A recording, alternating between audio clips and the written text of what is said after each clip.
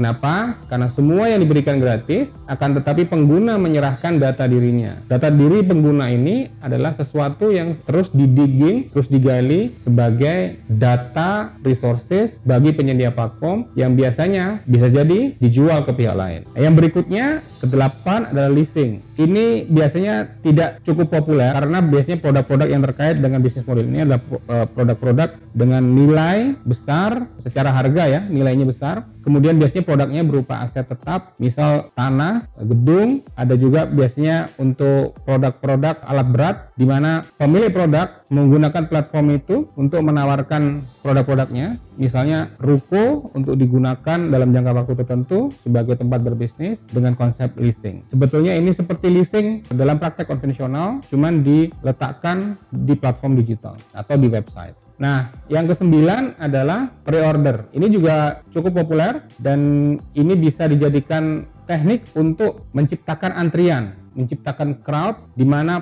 produk sebetulnya belum tersedia tapi sudah dibuka untuk ikut memiliki atau melakukan pemesanan. Jadi pre-order ini bisa digunakan sebagai alat untuk campaign atau teaser sebelum produk itu diluncurkan. Nah, kelebihan dari pre-order ini adalah dia bisa mengukur di skala awal seberapa besar permintaan. Misalnya dia kapasitas produksi 100, tapi ketika dipublish karena dia mempunyai kelebihan, publik melakukan antrian, melakukan pre-order, ternyata berlipat 3 dari jumlah atau kapasitas yang dia mampu. Maka dalam waktu sampai dengan peluncuran dia bisa mempersiapkan untuk memproduksi 3 kali lipat jumlah kapasitas yang ada disesuaikan dengan permintaan pasar yang real. Demikian juga sebaliknya, seandainya dia mampu kapasitas 100 tapi dalam fase pre-order dia bisa mendapatkan hanya 70, maka dia bisa mengecilkan size atau kapasitas dari produksinya. Nah, sekarang kita sampai ke bisnis model yang ke-10. Ini menarik juga, kita sebut sebagai pay per use atau pay as you go. Nah, ini biasanya digunakan contoh misalnya oleh Joox dan Spotify yang menawarkan paket-paket sesuai tingkatan penggunaan kita. Jadi agak mirip dengan subscription, tapi ini adalah keanggotaan. Keanggotaan awal akan menentukan seberapa besar yang dia bisa akses, seberapa besar layanan yang bisa dia nikmatin. Kemudian seiring waktu dia akan ada kebutuhan tambahan dan ketika tumbuh itu platform ini akan menyediakan pilihan-pilihan, ragam-ragam pilihan lanjutan.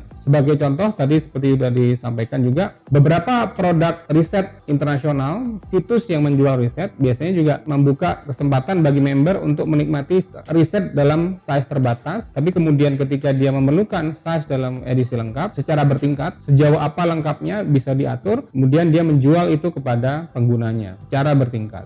Jadi user atau konsumen membayar sesuai yang dia gunakan. Oke, kita lanjut ke poin 11, bisnis model yang disebut freemium. Ini juga sangat populer sejak awal-awal di sosial media ramai digunakan, juga sejak zaman e-commerce menggejala, banyak dijadikan tempat belanja. Freemium adalah mengajak konsumen untuk menggunakan produk secara gratis. Kemudian dia bisa mengkombinasikan diri dengan bisnis model yang sebelumnya saya jelaskan, yaitu bisnis model pay per use. Tapi dia juga bisa membiarkan terus-menerus gratis. Yang diharapkan dari konsumen adalah dia mendaftar biasanya. Produk ini belum tentu mendapatkan keuntungan finansial, tapi dia bisa mendapatkan keuntungan non-finansial atau finansialnya indirect. Kenapa? Karena semua yang diberikan gratis, akan tetapi pengguna menyerahkan data dirinya. Data diri pengguna ini adalah sesuatu yang terus didigging, terus digali sebagai data resources bagi penyedia platform yang biasanya bisa jadi dijual ke pihak lain. Dan freemium memungkinkan penyedia layanan tidak mendapatkan uang langsung di depan, tapi mendapatkan uang secara tidak langsung dengan cara mengumpulkan datanya. Yang ke-12 adalah bait and hook atau umpan dan kail. Mirip dengan freemium, ini juga membuat publik merasa ketergantungan dengan sebuah layanan. Mereka kemudian boleh memilih terus gratis atau mereka juga bisa memilih untuk membayar dengan pelayanan lebih baik. Misalnya di kafe-kafe ada wifi, di hotel juga ada wifi, di pesawat juga sekarang ada wifi. Tetap dengan layanan dasar itu juga bisa, tentu dengan keterbatasan misalnya limitasi dalam hal kuota atau keterbatasan speed, Mbps ketika dia mengunggah atau mendownload sebuah konten. Tetap seperti itu bisa, tapi juga bisa juga dia mendapatkan layanan yang lebih tinggi atau lebih besar dengan cara membayar. Nah, bait and hook ini juga memungkinkan si penyedia layanan untuk mendapatkan data dari penggunanya. Untuk keperluan apa? Itu terserah kepada produsen. Nah, Nah, sahabat-sahabat Arah Baru, kita masuk ke bisnis model yang terakhir, yang ke-13, yaitu reverse auction. Reverse auction ini biasanya platform yang mendapatkan uang dengan cara mendapatkan sesuatu dari pemilik jasa yang lain yang menitipkan produknya pada platform itu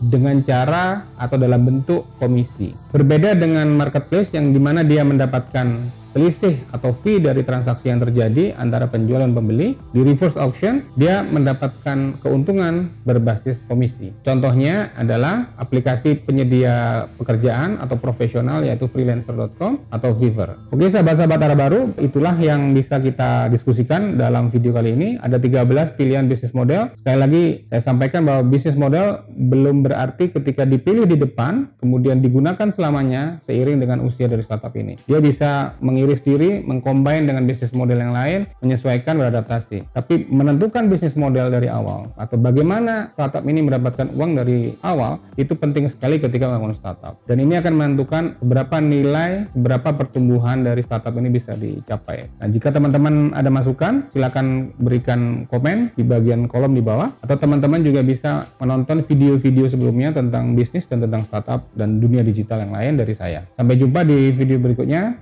Terima kasih. Assalamualaikum warahmatullahi wabarakatuh.